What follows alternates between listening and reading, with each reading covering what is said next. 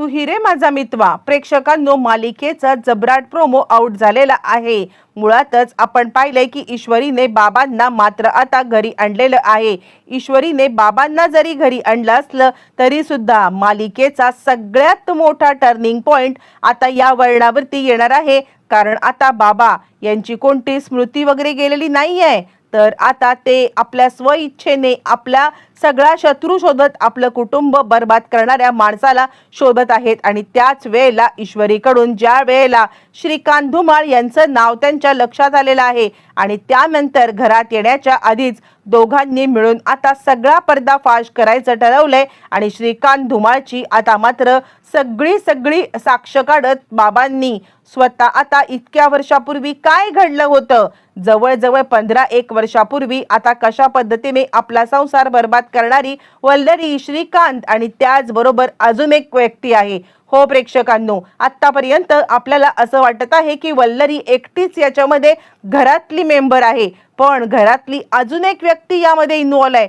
हो, आता ती व्यक्ती कोण आहे, काय आहे, हे सगळं सत्य आता सांगणार आहेत ते म्हणजे आता इकडे रमाकांत राजे शिर्के। हो प्रेक्षकांनो, नक्की आता काय सांगणार रमाकांत राजे शिर्के, सगळं या व्हिडिओमध्ये पाहूया। छोटूसा व्हिडिओ शेवटपर्यंत पहा। प्रेक्षकांनो, आपण तर पाहिलेलं आहे की नम्रताकडे रमाकांत आलेला आहे आणि त्याचं अक्षर आणि हे सगळं बघून मात्र आता नम्रताला खूपच आश्चर्य वाटलंय आणि तिने आता त्यांच्यासाठी एक म्हणजे देणगी दिले। पण त्यानंतर तिकडे आता सुप्रिया आलेली आहे। ज्या वेळेला प्रेक्षकांनो सुप्रिया तिकडे आणि सुप्रिया आता मात्र तिला विचारते काय ग, कोण होती ती व्यक्ती, आणि त्यावरती मग आता नम्रता सांगते अगं काही नाही, एक आता वारकरी पंथाचे म्हणजे ना बाबा आले होते आणि काहीतरी आश्रमासाठी देणगी मागत होते। त्याच वेळेला आता मात्र इकडे सुप्रिया त्यांचा पाठलाग करा आणि त्याच वेळेला चुटपुटते रमाकांत तिला दिसल्यावरती तिला ईश्वरीचं बोलणं, ईश्वरीने तिला सांगितलेलं असतं की मी रमाकांत राजे शिर्के यांना पाहिलेलं आहे, मी त्यांना पाहिलंय आणि आता या सगळ्यामध्ये मी त्यांच्या म्हणजे त्यांना आता एका वारकऱ्याच्या वेशामध्ये पाहिलंय। ही गोष्ट ज्या वेळेला आता इकडे आठवते ती म्हणजे सुप्रियाला मोठा धक्का बसतो। म्हणजे हे खरंच रमाकांत राजे शिर्के आहेत का?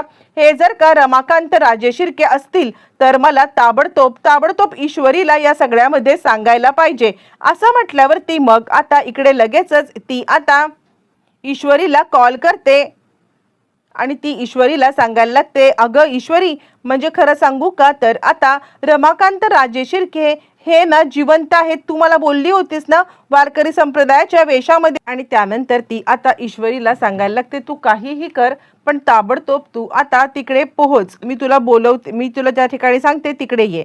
तितक्यात आता इकडे अर्णवचा पण ईश्वरीला कॉल आलेला आहे आणि अर्णव आता ईश्वरीला सांगतोय मी सिंदूर, तू कुठे आहेस? त्याला आता आपलं प्रपोजल तिच्यापर्यंत पोहोचवायचं आहे आणि त्यासाठी तो आता तिला विचारतोय। बरं, आता हे सगळं होत असताना ईश्वरी सांगायला लागते मी थोड्याच वेळात येते आहे। पण त्याच वेळेला आता मात्र इकडे वल्लरी मात्र खूपच खुश आहे, कारण आता वल्लरीने नवीन खेळी खेळायचं ठरवलंय। आजीच्या मनामध्ये ईश्वरीच्या बद्दल आता वाईट साईड सगळं भरून झालेलं आहे आणि त्यानंतर वल्लरी मात्र आता खुश आहे। आणि त्याच वेळेला इकडे आता वल्लरी सांगते बघितलं आपण सगळे घरामध्ये एकत्रित बसलोय, पण आता हा अर्णव कुठे गेलाय, तर तो ईश्वरीसाठी आता इकडे प्रपोज करण्याची तयारी करतोय।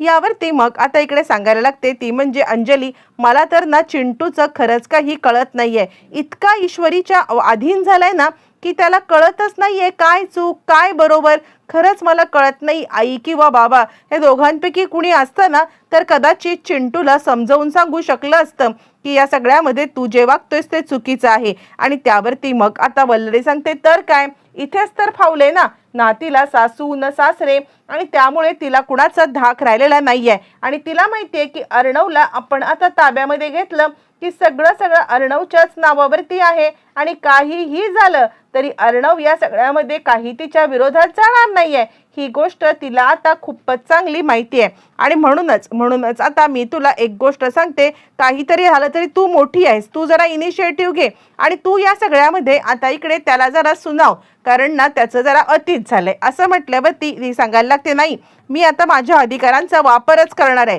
मी आता माझ्या अधिकारांचा वापर करत त्याला आता जाबच विचारणार आहे. कशा पद्धतीने तो सारखं सारखं आता मात्र ईश्वरी ईश्वरी करत बसलाय आणि सगळंच तिच्या पुढे मागे चाललंय. ते काही नाहीये, काहीही झालं तरी मला या सगळ्यामध्ये आता मात्र रागच आलेला आहे, असं ती आता खूपच चिडून बोलत आहे. बरं, हे सगळं चालू असताना मग तोपर्यंत आता ईश्वरी तिला आईने ज्या ठिकाणी सांगितलंय त्या ठिकाणी, जिथे आता तिला अर्णवचे बाबा आता भेटलेले आहेत. ज्या वेळेला प्रेक्षकांनो अर्णवचे बाबा आता तिच्या समोर, ईश्वरी मात्र त्यांना आता विचारत आहे, तुम्ही? आणि त्यावरती ते म्हणतात, हे बघ पोरी, मागच्या वेळेला सुद्धा आता तुझी माझी भेट झाली होती, तू ओळखतेस का मला? आणि यावरती ईश्वरी सांगते, तुम्ही विसरलात का?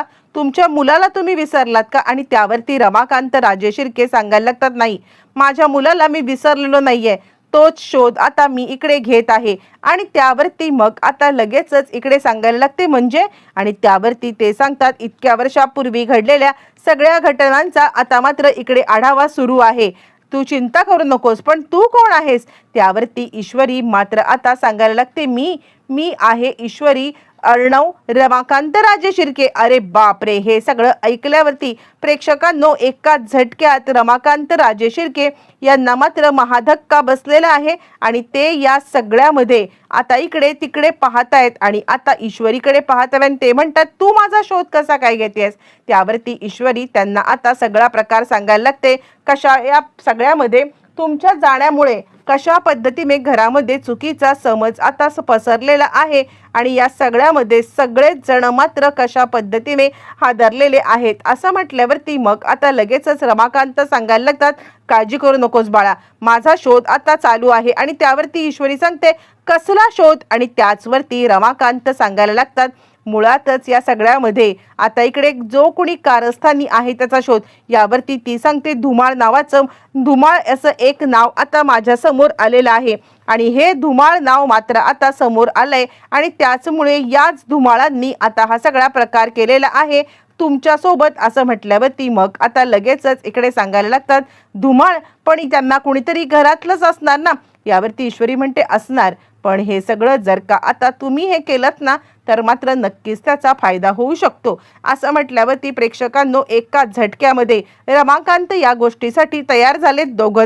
आणि तितक्यात आता ईश्वरी त्यांना घेऊन आलेली आहे, ती म्हणजे घरी. त्याच्या आधी धुमाळांची भेट झाली, पण ते सगळं सत्य आपल्याला नंतर दाखवलं जाणार असतं. आता इकडे रमाकांत राजे शिर्के यांना पाहिल्यावरती अर्णवच्या पायाखालची जमीन हादरते. तुम्ही?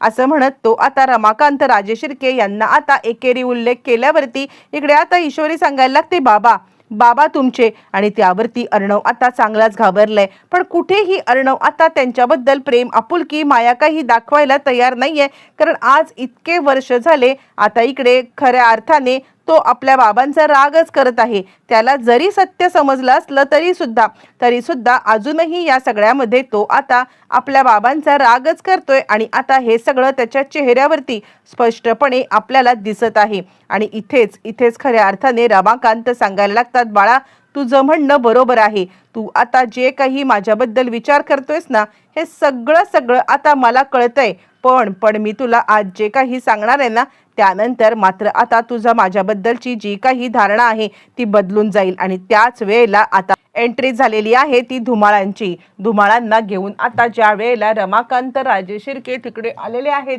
आणि त्याच वेळेला खऱ्या अर्थाने रमाकांत राजे शिर्के यांनी सांगितलंय, बोल आता, सगळं जे मला सांगितलंस ते सगळं सांग. प्रेक्षकांनो, वल्लरीची तिथेच भंबेरी उडालेली आहे. वल्लरी मात्र या सगळ्यामध्ये अशी काही घाबरले आणि तिकडून जाण्याचा प्रयत्न करत आहे, पण या सगळ्यामध्ये वल्लरीला आता मात्र इकडे पळून न जाऊ देता धुमाळांनी सगळं सत्य सांगितलेलं आहे. धुमाळ आता सांगायला लागतात, मुळातच तुमचे घरचे भेदी आहेत ना, त्याच घरच्या भेदींना आता मात्र या सगळ्यामध्ये विचारा. या वल्लरी मॅडम आता खरं सांगायचं तर आता यांनीच या सगळ्यामध्ये मला आता हे दिलं होतं कॉन्ट्रॅक्ट आणि यांनीच मला बोलवलं होतं. आणि त्यावरती वल्लरी म्हणते, काय बोलताय? आणि त्यावरती मग आता लगेचच तो सांगायला लागतो, हो खरंच आहे हे, मुळातच या सगळ्यामध्ये याच कारणीभूत आहेत आणि यांनीच मला या सगळ्यामध्ये हे करायला सांगितलं होतं असं म्हटल्यावरती मग आता इकडे चिडलेला अर्णव सांगायला लागतो, काय मामी? त्यावरती तो म्हणतो, हो तुमची मामी, आणि आत्तापासून तुमच्यापर्यंत सगळं सत्य लपवण्यासाठी कारणीभूत ठरलेली ही तुमची मामीच आहे. प्रेक्षकांनो, एकाच झटक्यात मालिकेमध्ये आता मात्र वल्लरीची सगळी कारस्थानं उघडकीला आलेली आहेत आणि मालिका खूपच सुंदर होत चाललेली आहे.